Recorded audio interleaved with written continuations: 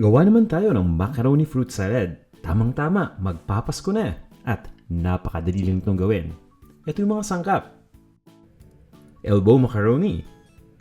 Fruit cocktail. Kaong, gagamit tayo ng kulay green at ng kulay pula. Ito naman yung cheese. Kailangan din natin ng kondensada, ng all-purpose cream, ng asin at ng Lady's Choice Real Mayonnaise. At ito yung listahan ng mga ingredients na yan. Kung handa na kayo, tara, umpisa na natin to. Ang una natin kailangan gawin ay lutuin muna yung macaroni batay sa package instructions. Kaya naman nagpakulo ako ng tubig sa isang cooking pot at ilagay na natin kagad yung macaroni. Huwag niyong kakalimutang haluin yung macaroni para ma-prevent natin itong magdikit sa isa't isa. Itutuloy lang natin ang pagluto dito sa macaroni batay doon sa duration na nakalagay sa package instruction. At kapag ready na, i-discard lang natin yung tubig at ilagay lang natin yung macaroni sa isang malaking bowl.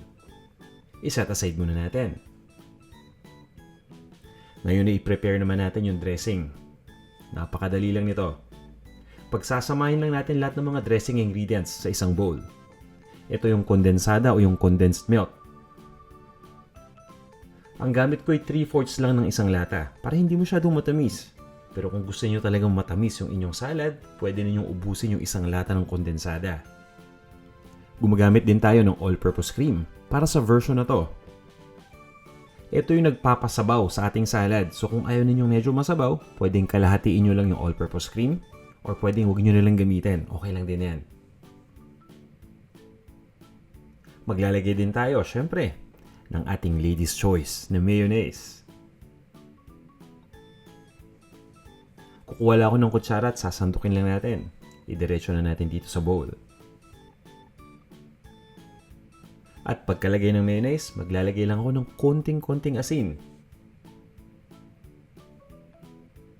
Pagkatapos, ay hahaluin lang natin itong mabuti. Kukuha lang ako ng wire whisk. Siguraduhin lang natin na mix na natin mabuti lahat ng mga ingredients na nandito sa bowl.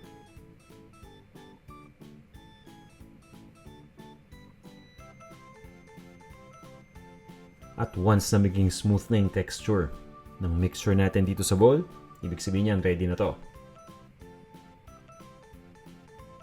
Itabi lang muna natin.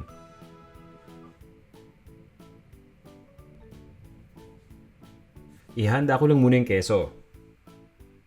Pagdating naman sa keso, kailangan lang natin itong hiwain into cubes.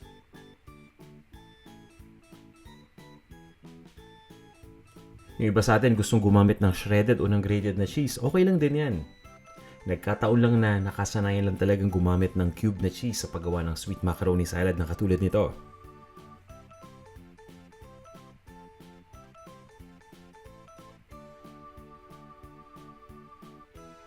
At once na mahiwa na natin itong cheese, itabi lang muna natin. At oras na para i-assemble yung ating salad.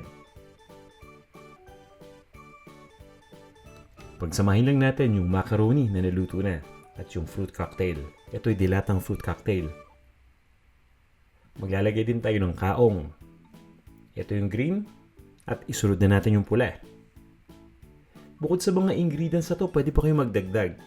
Yung iba sa atin gusto maglagay ng pinya, gusto maglagay ng raisins. Nasa sa inyo yan. At ilagay na natin yung cheese. Pagkatapos ay haluin lang natin ito ng bahagya, no? Gently lang, kumbaga dahan-dahan lang para hindi madurog yung macaroni at yung ibang mga ingredients na nandito sa bowl. Lalong-lalo na yung prutas. Kumbaga ito-toss lang natin ito. At ilagay na natin yung ating dressing. Yan, napaka-rich and creamy. Itsura pa lang.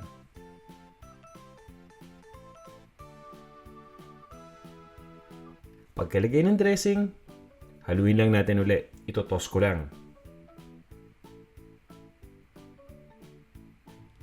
At gaya nung nasabi ko kanina, kung ayaw ninyo na medyo masabaw yung inyong macaroni fruit salad, pwede natin kalahatiin lang yung all-purpose cream. Or pwedeng huwag na natin itong gamitin.